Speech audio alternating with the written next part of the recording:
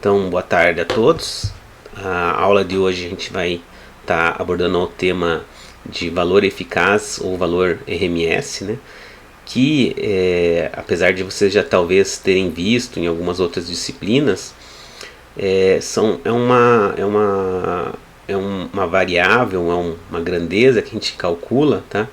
Que é muito importante para a área de sensores, porque ele dá um indicativo de energia ou de grau de energia dos sinais, né? Tanto o valor médio quanto o valor eficaz, né?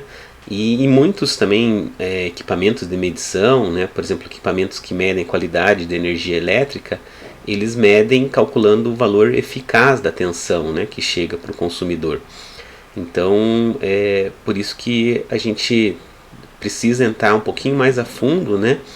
E também entender que os sinais que a gente trabalha de tensão não são sinais muito bem perfeitos, então bem comportados, vamos dizer assim, né? Que você consegue usar fórmulas rápidas aí para calcular o valor de RMS. Muitas vezes tem sinais que são aí de formatos, vamos dizer assim, bastante variados, que a gente precisa entender então como calcular o valor RMS eficaz, tá? Para entender se a gente está medindo, né, algo de forma correta.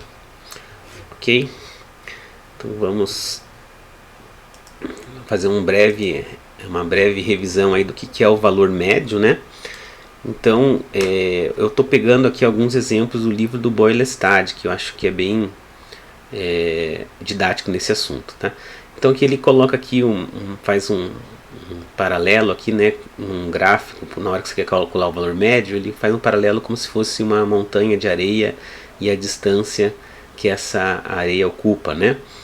E o que é o valor médio? É como se você pegasse esse gráfico, essa montanha de areia aqui, né, e distribuísse ela de forma uniforme, né, para ter uma altura média, né, qual que é a altura média que essa areia ocuparia, tá? Então, basicamente, esse é um significado, vamos dizer assim, ou analogia, né, mais fácil de a gente entender sobre o valor médio, né? De maneira matemática ou mais formal, né, o valor médio ele é a integral, né, da função dentro de um certo período. Aqui no nosso período seria essa distância aqui, né? Divididos pelo período, né, 1 sobre t, tá? Então isso aqui seria a tua fórmula do valor médio, né? Ou então você pode também dizer que o valor médio ele é a área sobre a curva divididos pelo comprimento da curva, né? Então aqui, por exemplo, a gente está mostrando um segundo exemplo em que um monte de areia eu estou considerando o mesmo, né? Só que a distância, o período aqui, né, que eu tenho é maior, né? Então aí a minha, vamos dizer assim, caixa de areia que eu vou deixar aqui, ela vai ser muito mais larga, né? Então a altura média da areia vai ser menor, né? Então tudo depende do período que você está considerando aqui, ou da distância que você está considerando, tá? Tá dando alguma... Opa, já pulou aqui pro próximo, tudo bem. Ok, então, e o que acontece também, tá? Eu posso ter aqui também um gráfico, né, que ele tem partes negativas, né? Na prática a gente tem isso aqui, né? E aí como é que fica essa altura média, né, que a gente está querendo obter, né? Então ela vai, deixa eu colocar aqui o ponteirinho aqui só de laser. Opa. Tá? Então ela vai, essa parte negativa aqui vai dar uma área negativa, tá? Então isso aqui vai fazer com que fique menor, tá? Do que o caso anterior. Então por mais que eu estou considerando uma distância que seja a mesma, né, a quantidade vai ser menor porque isso aqui vai se contrapor àquela área positiva. Então você vai ter uma área positiva, tá, somada com uma área negativa, ok? Então isso aqui é mais uma para relembrar, né? Acredito que vocês já tenham mais ou menos isso em mente, né, do valor médio, né? Espero, né? Então vamos pegar aqui um exemplo de um gráfico bem simples que que eles são todos retângulos, né? Então tem uma tensão, né, que varia no tempo aí. Uma hora ela é menos 10, né? Daí depois de 2 segundos ela passa a ser 4, daí depois de 4 segundos ela é 0 e depois de 6 segundos ela é menos 2 volts até 8. e aí o meu período de repetição é 10 segundos, tá? Então como que eu calculo o valor médio nesse caso, né? Então aí eu posso fazer o seguinte, né? Como a gente falou, o valor médio é a soma das áreas, né? Então posso pegar, né, em vez de aplicar a integral, eu pego a área desse retângulo aqui, né? Menos 10 vezes 2, que é a distância, tá? Tenho menos 20. Aí pego a área do segundo retângulo, 4 vezes a distância aqui, 4 menos 2 é 2, né? Então vai dar 2 vezes 4, 8, né? E a área do terceiro retângulo, que é menos 2 vezes 2, né? Que é o tempo aqui que leva, 2 segundos, dá menos 4, né? Então daqui que eu vou fazer aqui, né? O meu valor médio vai ser a somatória dessas áreas divididas pelo período de repetição, que é 10 segundos, tá? Que é o tempo, o ciclo que ele se repete. Então lá eu vou colocar o menos 20, o 8 e o menos 4, divido por 10, tá? Vou chegar ali no menos 16 divididos por 10, né? Vai predominar o negativo, porque tem mais áreas negativas, né? Então isso aqui vai dar menos 1,6 volts. Ok?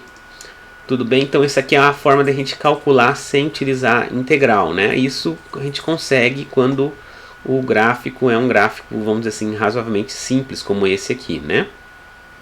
Tranquilo, pessoal? Dúvidas? Tudo bem? Então vamos passar aqui para o próximo. Então isso aqui seria o exemplo para o valor médio, né? Como que fica a questão do valor eficaz ou RMS? Como é que eu calculo, né?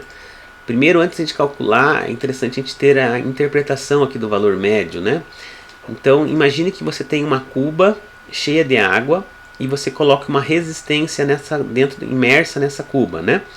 E aí você coloca um termômetro aqui dentro dessa cuba com água e monitora a temperatura desse resistor, tá? A temperatura vai estar diretamente relacionada à potência que ele dissipa, né? Ou seja, quanto mais potência ele estiver dissipando, mais ele esquenta a água, mais a temperatura sobe, né?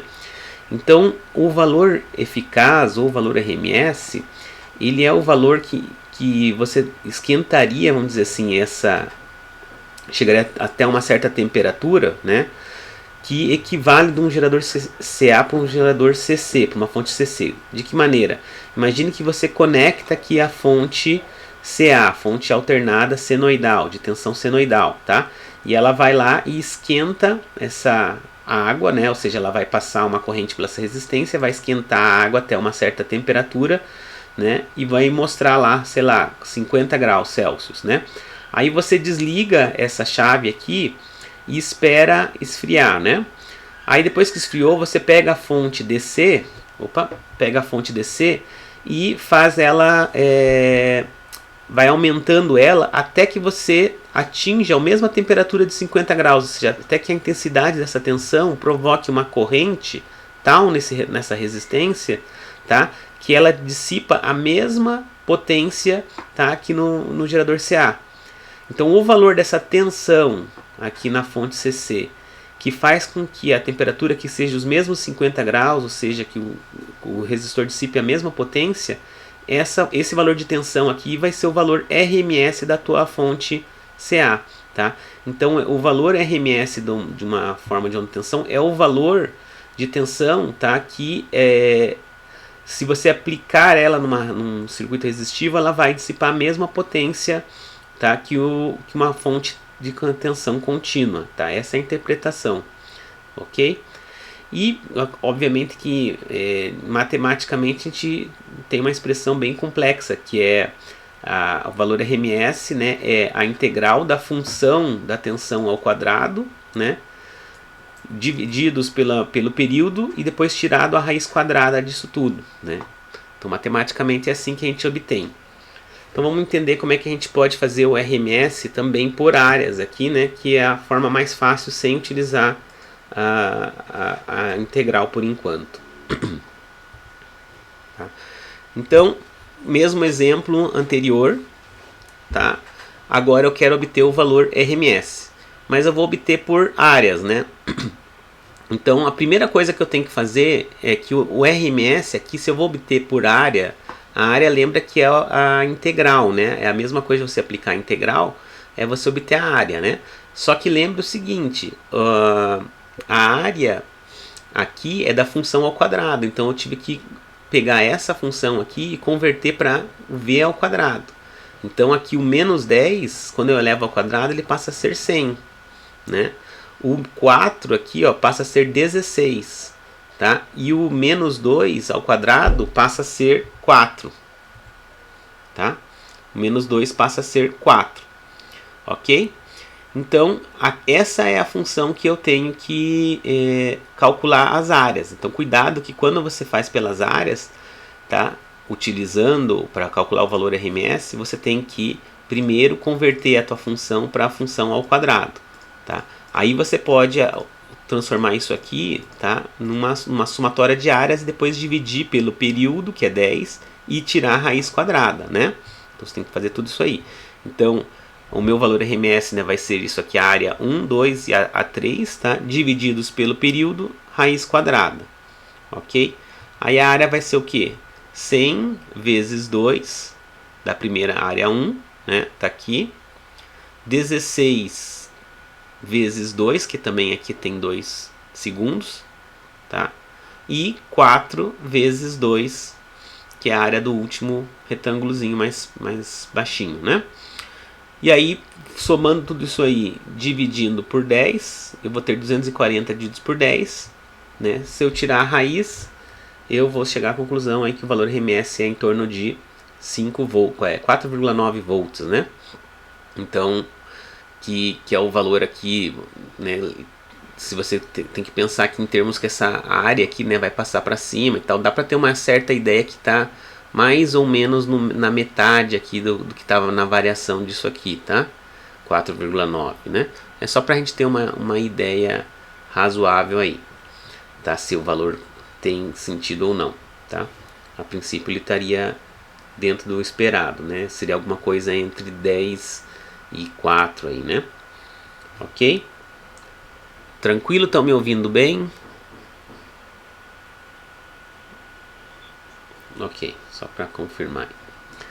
Então vamos agora, né, para um exemplo um pouquinho mais complicado. Aqui são gráficos de formas de ondas, vamos dizer assim, bastante simples, que a gente não precisa ficar entrando em integral, né? Mas vamos pegar aqui um exemplo um pouco mais complicado, que é uma onda de tensão triangular, né? Então a onda triangular aqui, é claro que se eu for obter aqui o valor RMS, tá? Dessa onda aqui, desculpe, o valor médio, né?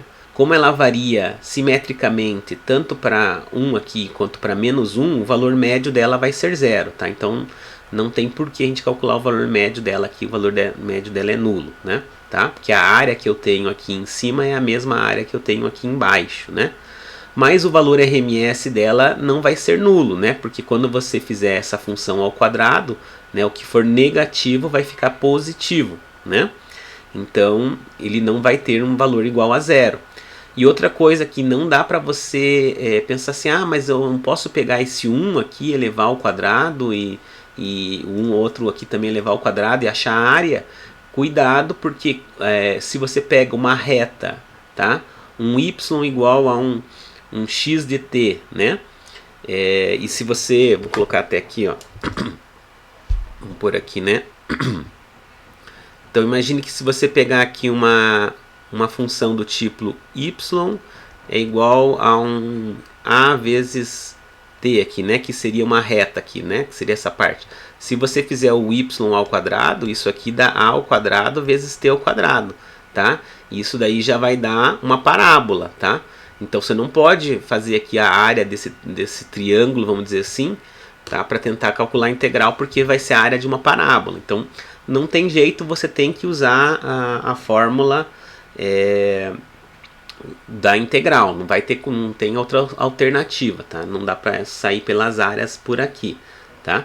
E aí uma das formas que a gente acaba utilizando é a seguinte, né? A gente pega essa função aqui, tá? Que para você calcular o valor RMS não importa onde você coloca o índice 0 aqui. Então eu posso deslocar ela, né? Ou seja, eu peguei esse eixo aqui e joguei para cá, para o meio, tá? É uma função equivalente, tá? Ela vai ter o mesmo valor RMS, tá? Que eu teria para calcular para essa aqui. Só que a gente vai ver que para calcular o valor RMS dessa função, aqui eu preciso ter uma equação para cada trecho de reta. Então aqui eu tenho uma reta com uma certa equação e aqui eu tenho outra reta, tá?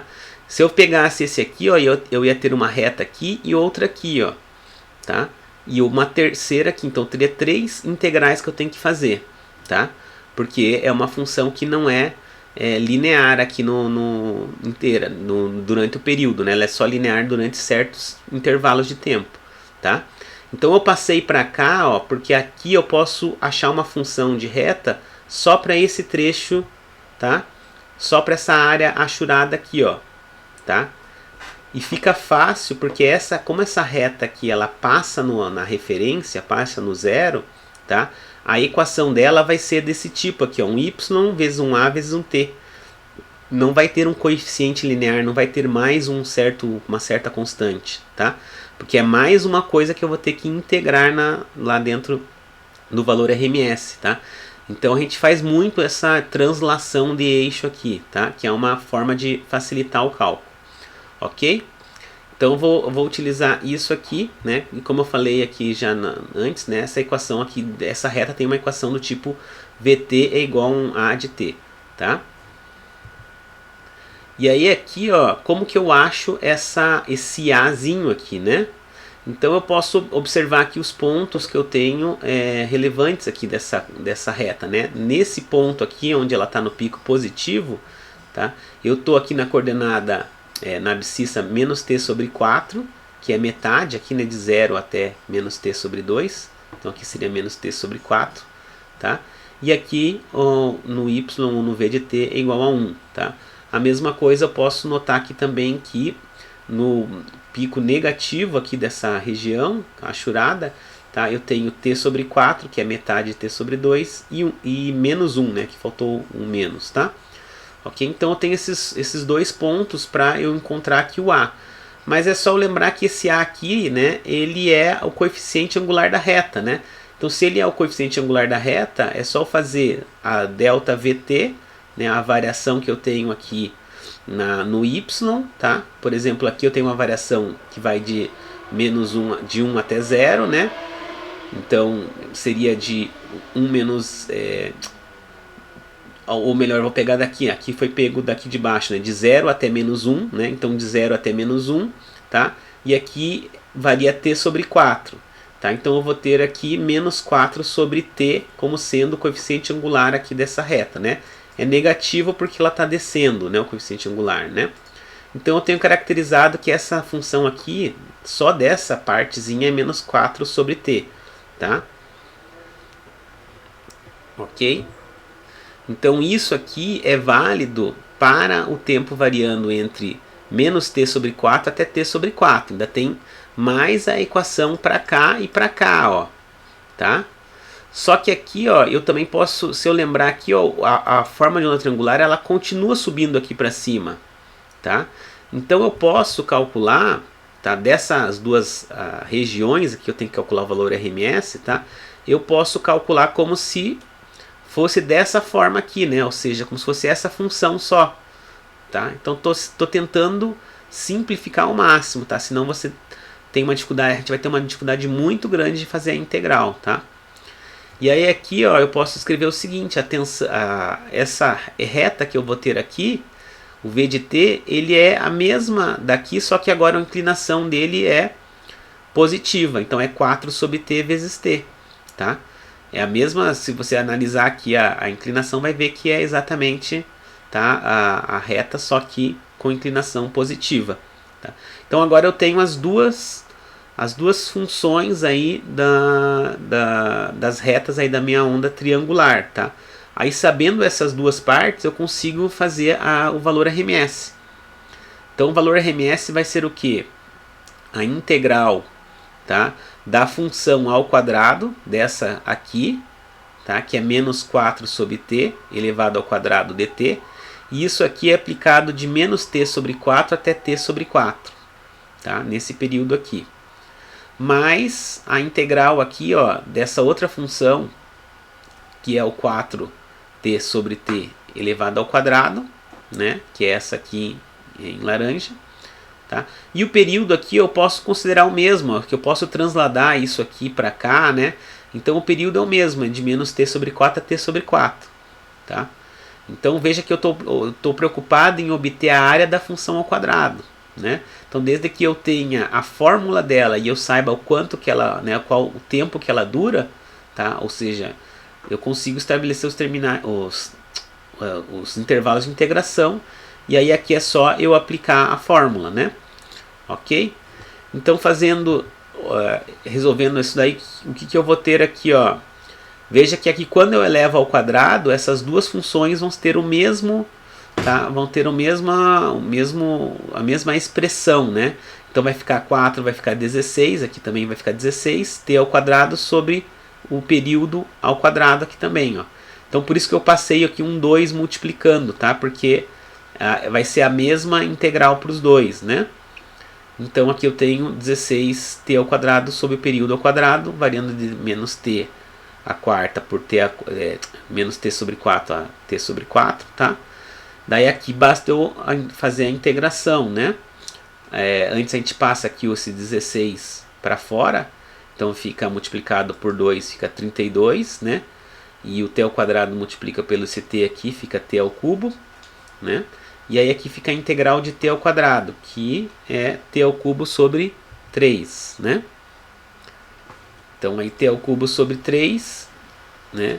Aí eu tenho que aplicar isso aqui do intervalo de t sobre 4 a menos t sobre 4, né? Isso aqui vai me dar o t aqui, o período vai ficar ao cubo. 4 elevado ao cubo 4 vezes 4 é 16, vezes 4 64, vezes 3, né? Então aqui eu vou ter menos a mesma coisa, só que é negativa, né? Só que vai cancelar os sinais aqui, né? Então vai ficar aqui 2 vezes t ao cubo por 64 vezes 3, né? Então aqui eu posso cortar, né, todos esses t ao cubos vão cortar, porque aqui estou dividindo por t ao cubo, né? E aí vai ficar 32 vezes 2, que é a soma desses dois termos, por 64. Aqui o 32 eu posso cortar com o 64 e o 2 também, né? E aí aqui eu vou chegar à conclusão que o meu valor RMS da minha função triangular é 1 sobre a raiz cúbica, a raiz quadrada de 3. Tá? Então vejam que para o triangular, né, já não tem como a gente usar a fórmula, né, usar aquela estratégia de áreas, né, uma coisa importante. E o mais importante é você saber transladar a função aqui, porque na hora de você fazer a integral, tá, você vai ter que integrar as expressões de cada trecho da curva. Então, quanto você puder facilitar para que a expressão seja mais simples possível, tá, e tenha o mínimo de expressões possíveis, tá, mais fácil fica o teu cálculo de RMS. Tá? Senão pode ser que você fique...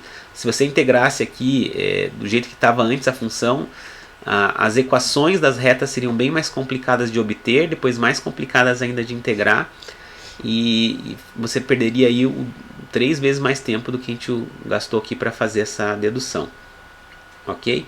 E aqui vai dar a raiz cúbica de 3, acho que isso daqui dá 0,77, alguma coisa assim, volts, tá? Não cheguei a calcular aqui. A gente normalmente deixa aqui em função da raiz mesmo, tá? Ou se quiser pode colocar lá 0,073, eu acho que se não me engano é isso aqui, dá até pra fazer aqui rapidinho. 3 raiz quadrada inverso 0,577, tá? Volts que daria isso aqui, tá? Deixa eu escrever aqui para você, para deixar registrado.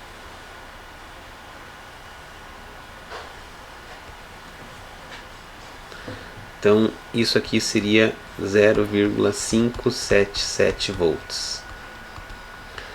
Ok? Tranquilo, pessoal? Dúvidas aqui?